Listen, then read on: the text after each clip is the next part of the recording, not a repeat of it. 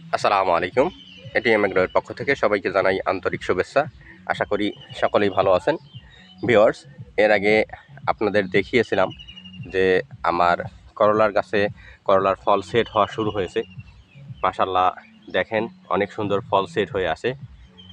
তো করলা চাষের ক্ষেত্রে একটা বড় সমস্যা হয়ে থাকে, সেটা হচ্ছে করলার যখন ধরা শুরু হয়, করলার ফল ধরা শুরু হওয়ার সময় গাছ স্ট্রোক করে করে মারা যায়।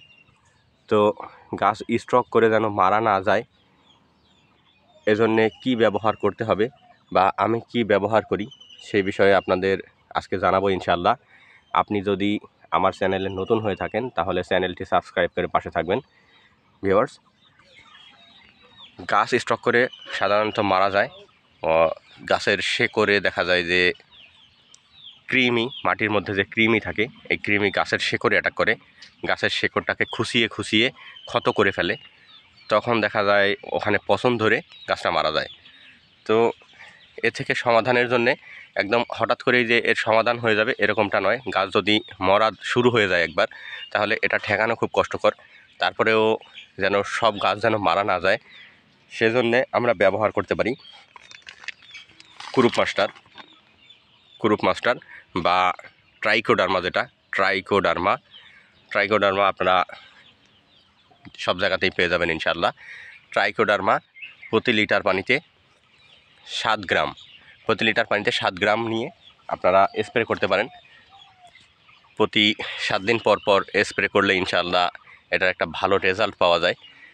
তো এটা মূলত মাটি শোধন করার সময়, মাটি প্রস্তুত করার সময়ই মাটিতে যদি আপনারা কুরুপ মাস্টার প্রতি বিঘাতে 2 কেজি কুরুপ মাস্টার বা ট্রাইকোডার্মা যদি দিয়ে দেন, তাহলে গাছ স্ট্রোক করে মারা যাবে না ইনশাআল্লাহ। এছাড়া যদি মাটি শোধন করার সময় যদি আপনারা না দিয়ে থাকেন, তাহলে স্প্রে করতে পারেন এভাবে, যেভাবে বললাম আপনারা স্প্রেটা করতে পারেন। ভিউয়ার্স, দেখেন যে কত সুন্দর ফল সেট হয়েছে, কত সুন্দর ফল ধরে ধরে আছে।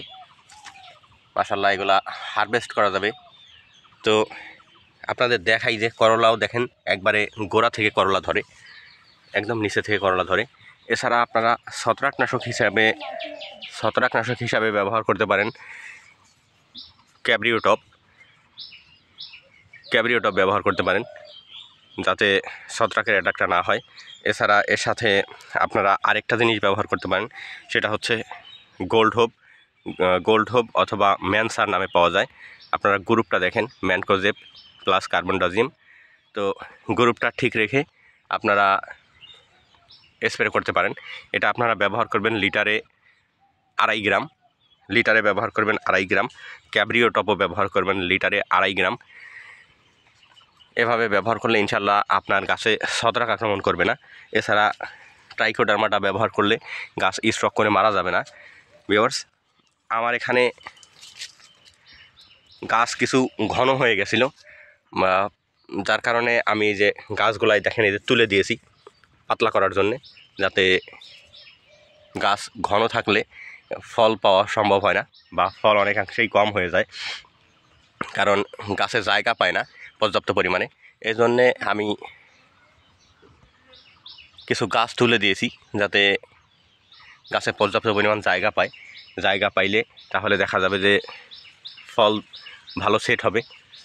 আর পর্যাপ্ত পরিমাণে আলো বাতাস যদি ঢোকে, তাহলে ছত্রাক আক্রমণ করতে পারবে না।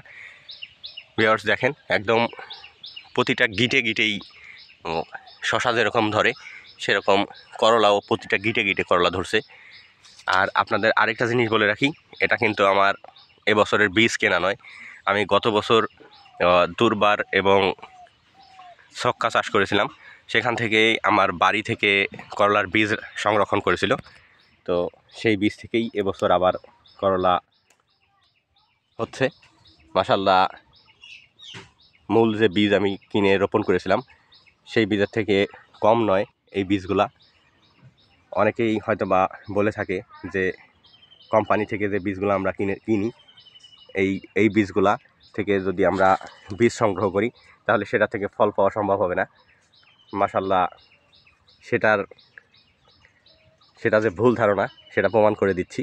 দেখেন ভিউয়ার্স, এটা হচ্ছে আমার গত বছরের করলার থেকে বীজ সংগ্রহ করা, সেই বীজেরই ফলন। ভিউয়ার্স, আজ এ পর্যন্তই। আসসালামু আলাইকুম ওয়া রাহমাতুল্লাহ।